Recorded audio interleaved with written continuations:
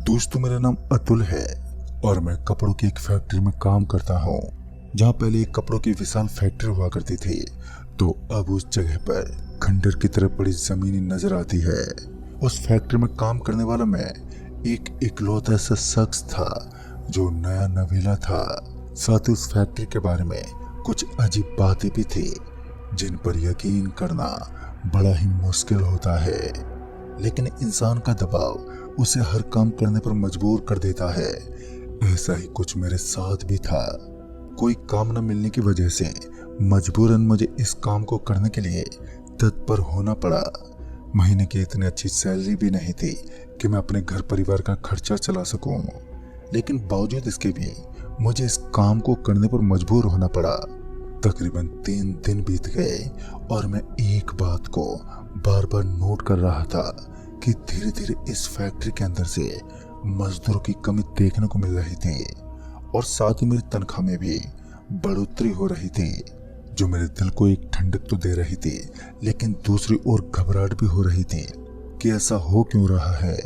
जब मैं इस फैक्ट्री के अंदर आया था तब लोगों की भरमार थी, लेकिन अब जो भी हो मुझे इन चीजों से कोई फर्क नहीं पड़ा। मुझे बस पैसों से मतलब था, क्योंकि मैं काम भी पैसों के लिए ही जो करता था। सुबह के 8 बजे से शाम के 8 बजे तक फैक्ट्री में एनी टाइम मुझे काम करना पड़ता। बस 1 घंटे का रेस्ट मिलता, लेकिन अच्छी बात तो ये थी कि हम अपने मन मर्जी के अनुसार काम कर सकते थे। कुछ दिन यूं ही बीत गए। तकरीबन 10 दिन बीतने के बाद मुझे आज अपना पहला पेमेंट मिला, जिसे लेकर मुझे बड़ी खुशी हुई। घर जाते समय मैंने एक मिठाई का डब्बा भी खरीदा था। 2004 की वो रात है जिसे मैं आज तक नहीं भूल पाया। मुझे आज भी अच्छे से याद है कि उस दिन जब मैं फैक्ट्री में सुबह सुबह पहुंचा तो हमें फैक्ट्री की एक छोटी सी मशीन पर मांस की एक थैली दिखी थी, जिसके अंदर खून के साथ साथ बहुत सारा मांस भरा पड़ा था। जहां मैं उसे देखते ही थोड़ा सहम गया तो उन लोगों के चेहरों पर चिंता का कोई भाव ही नहीं था। तभी मैंने अपने साथी दोस्त नकुल से इस बारे में पूछा तो उसने भी मुझे कुछ नहीं बताया। उसने बस इतना ही कहा कि मुझे नहीं मालूम, लेकिन उसके चेहरे से साफ पता चल रहा था कि उस मांस की थैली को फैक्ट्री से बाहर फेंकने के बाद उन लोगों के चेहरे पर चिंता झलकने लगी, जिससे यह भी साफ हो रहा था कि आने वाला समय कुछ भयंकर घट सकता है। रोज रोज की तरह आज भी मैं अपनी मशीन पर जाकर बैठ गया और कपड़ों को बनने का काम करने लगा। इसी बीच नकुल मेरे पास पहुंचा और बोला, आज हम जल्दी घर चलेंगे, मुझे घर पर थोड़ा अर्जेंट है। सच में आज उस फैक्ट्री का माहौल बड़ा ही शांत लग रहा था। यहाँ की एक एक चीज आज खामोशी के अंदर चल रही थी और दिनों के मुकाबले मुझे वो फैक्ट्री बहुत ही शांत लग रही थी। नकुल आज अपनी दृष्टि को मेरे ऊपर जमाए हुए था। पता नहीं क्यों, लेकिन काफी लोग बार बार मुझे ही घूर रहे थे। मुझे भी उन लोगों का ये तरीका थोड़ा अजीब और बुरा लगने लगा। सुबह के करीब 11:30 बजे फैक्ट्री के अंदर वहां का मालिक पहुंचा तो उसने पुराने कर्मचारियों को अपने पास बुलाया, जिनमें से नकुल भी एक था। नकुल एक प्राइवेट रूम में उस मालिक से मिलने गया और नकुल और अन्य 7 कर्मचारी भी थे जो उस फैक्ट्री में बहुत पहले से काम कर रहे थे, या फिर यूं कहें कि उस फैक्ट्री की दिल और धड़कन माने जाते थे। उनका मालिक उन पर बहुत विश्वास करता था। फिर करीब आधे घंटे के बाद नकुल मेरे पास पहुंचा और बोला, आज तुम्हें सावधानी बरतनी चाहिए, शनिवार की शाम कुछ भी हो सकता है। नकुल की ये बातें बड़ी ही बेचैन करने वाली थी, लेकिन मैं कहाँ नकुल के बातों पर ध्यान देने वाला था।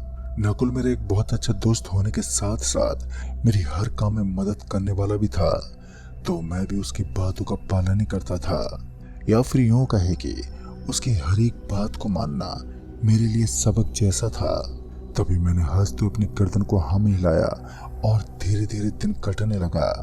खामोशी भरे दिन को चीरने के बाद अब सूरज का तेज भी कम होने लगा, या फिर यूं कहें कि धीरे धीरे सूरज पश्चिम की दिशा की तरफ अब छिपने वाला था।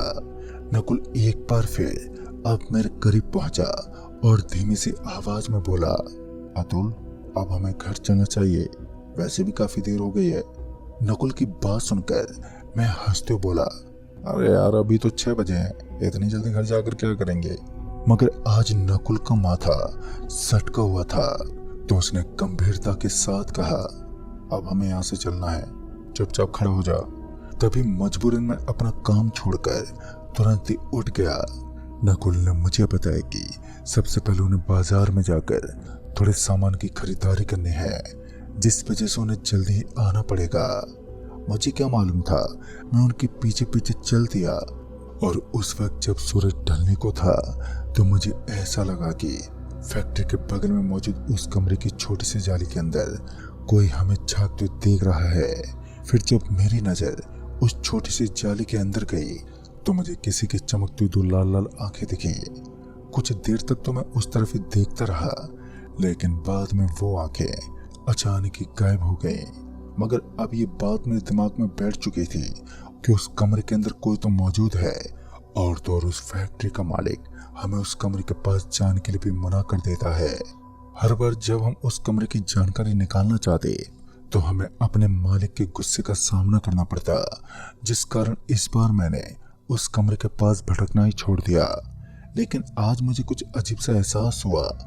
मैंने नकुल से कहा, अरे यार मुझे लगता है उस कमरे के अंदर कोई है जो हमें खिड़की से झांकते हुए देख रहा है। मेरी ये बात सुनकर नकुल थोड़ा सहमता हुआ बोला, अरे वहाँ कुछ भी नहीं है यार, और वैसे भी बॉस ने हमें उस कमरे के अंदर जाने से मना किया है। फिर मैंने भी उस कमरे की तरफ ज्यादा ध्यान नहीं दिया और नकुल के पीछे पीछे चल पड़ा। फिर करीब आधे पौने घंटे के बाद हम लोगों ने अपना सामान लिया और घर जाने के लिए तैयार हो गए। इस बीच नकुल को फोन आया, शायद उसे बाजार में कहीं पर रुकना था। तभी नकुल ने मुझे बस स्टैंड पर रुकने को कहा, क्योंकि वहीं से हम लोग बस पकड़कर अपने गांव जाते थे। लेकिन मुझे ये सही नहीं लगा। जैसे नकुल वहां से निकला तो मैं भी उसके पीछे पीछे चल दिया। नकुल तो फैक्ट्री की तरफ ही वापस निकल रहा था, लेकिन क्यों, अब क्या हुआ होगा। मेरे दिमाग में यही बातें चल रही थी कि नकुल किसी रॉकेट की तरह फैक्ट्री के बगल में मौजूद उस कमरे के करीब पहुंचा।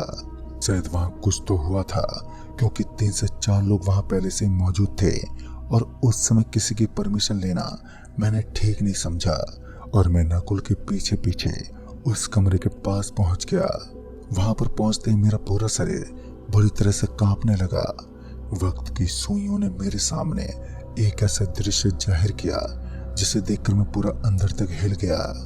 हमारी फैक्ट्री में काम करने वाला एक ही युवा, जिसका नाम राजीव था, उसकी डेड बॉडी मेरे सामने पड़ी थी। पर डर तो इस बात का नहीं था कि वो मर चुका है, बल्कि भय तो इस बात का था कि उसका शरीर 2 भागों में विभाजित हो चुका था। एक ऐसी रहस्यमय मौत जिसमें राजीव के शरीर को 2 भागों में बांट दिया गया।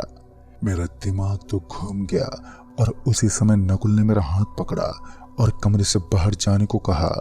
मुझसे ये दृश्य देखा नहीं गया। नकुल के कहे अनुसार मैं बाहर आकर बैठ गया, लेकिन बार बार मुझे अपने दिमाग में वही तस्वीरें घूमती दिखाई दी, जिसकी वजह से उस एरिया में सन्नाटा पसर गया।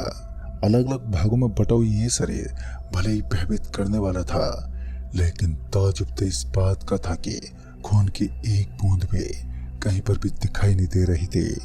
जब नकुल कमरे से बाहर आया तो उसका भी पूरा शरीर डरा सहमा लग रहा था। मैं उससे इस बारे में बात करना चाहता था, लेकिन उस समय शायद उसका मूड नहीं था। मैंने नकुल को हल्की सी आवाज में कहा, नकुल भाई क्या हो रहा है? मुझे तो कुछ भी समझ ही नहीं आ रहा यार। अब हमें यहाँ से निकलना चाहिए, वरना पुलिस हमें भी पकड़ लेगी। वैसे तो राजीव एक लावारिस लड़का था, उसका पूरा परिवार तो पहले ही खत्म हो चुका था। बचपन में ही उसके माता पिता उसे छोड़कर गुजर चुके थे और अब उसका यूं गुजर जाना एक पीढ़ी को खत्म करने जैसा था। अब उसका वंश खत्म हो चुका था, लेकिन मुझे एक बात बिल्कुल भी समझ नहीं आ रही थी कि इस कमरे के अंदर ये मौत कैसे हुई। राजीव की डेड बॉडी को पुलिस को सौंप दिया गया, मगर पुलिस पूरी छानबीन करने के बाद भी इस बात का पता नहीं लगा पाई कि आखिर राजीव की मौत किसके हाथों में हुई। लेकिन पुलिस अधिकारियों को देखकर मुझे तो ऐसा लग रहा था मानो इस कमरे में वो बार बार आते जाते हैं। उन्हें उस कमरे की एक एक हरकत के बारे में अच्छे से मालूम था, कि कहां पर कौन सी खिड़की है।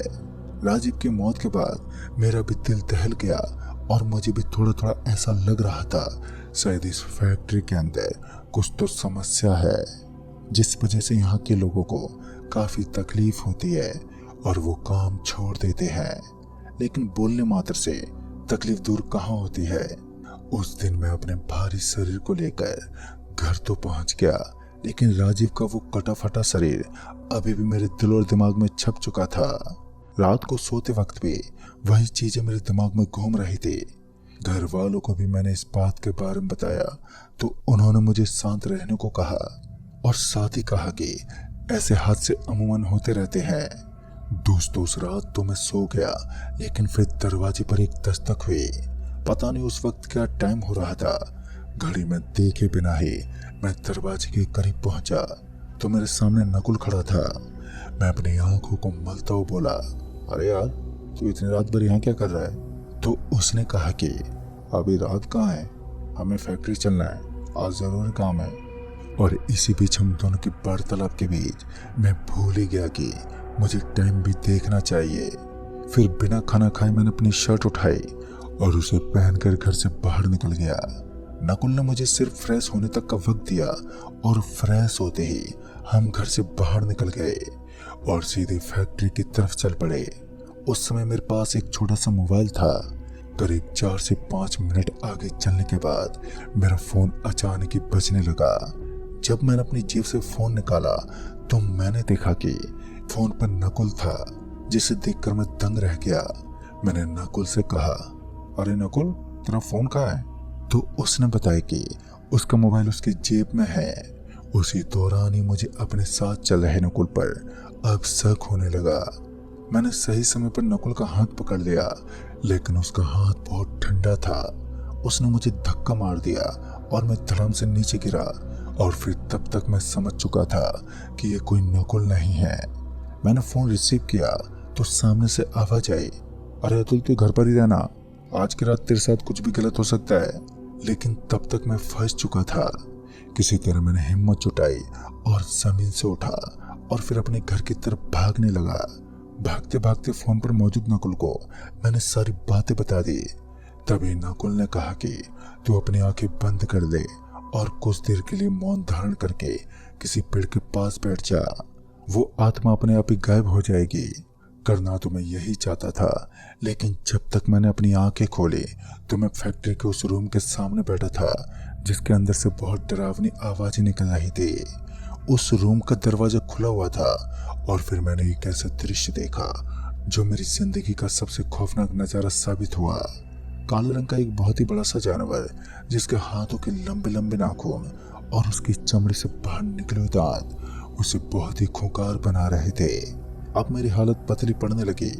तभी मैं पीछे मुड़ा और एक बार फिर भागने लगा, मगर उस राक्षस की स्पीड मुझसे कहीं ज्यादा थी। वो अचानक ही मेरे साथ साथ भागने लगा, पर इस समय मैं रोड पर था, जिस कारण मेरे दिल में एक उम्मीद थी कि शायद कोई गाड़ी वाला मिल जाए। ऐसा तो नहीं हुआ। मेरी जिंदगी जोखिम में पड़ गई, लेकिन तब तक मुझे उस कपड़ों की फैक्ट्री के पास मौजूद एक पानी की टंकी के पास कुछ लोग आपस में बातचीत करते दिखे। तभी मैं जोर जोर से रोने और चिल्लाने लगा और सही समय पर उन लोगों की नजर मेरे ऊपर पड़ गई। उनके हाथ में कुछ लकड़ियां थी और वो सभी उन लकड़ियों को लेकर मेरी तरफ भागने लगे। तभी मैं हाँफते उनके पास पहुंचा और उन्होंने मुझे किसी तरह बचा लिया। जब मैंने इन सब के बारे में बताया तो उन्होंने मुझसे कहा कि ये एक बहुत ही गंदा शैतान है, जो आदमी को फाड़ कर उसका खून पीता है, और जो इस शैतान की सच्चाई जान लेता है फिर वो कभी जिंदा नहीं बच पाता। लेकिन धीरे धीरे उस शैतान की सच्चाई भी मेरे कानों में पड़ने लगी। दोस्तों, अभी तक तो मैं जिंदा हूँ, लेकिन इस सच्चाई को आपके सामने शेयर करके मैं आपकी जिंदगी को जोखिम में नहीं डालना चाहता। लेकिन जो भी हो, उस दिन के बाद मैं उस फैक्ट्री के नज़ारे को देखना तक पसंद नहीं करता। तो दोस्तों, इस कहानी में बस इतना ही। तब तक के लिए बाय एंड टेक केयर।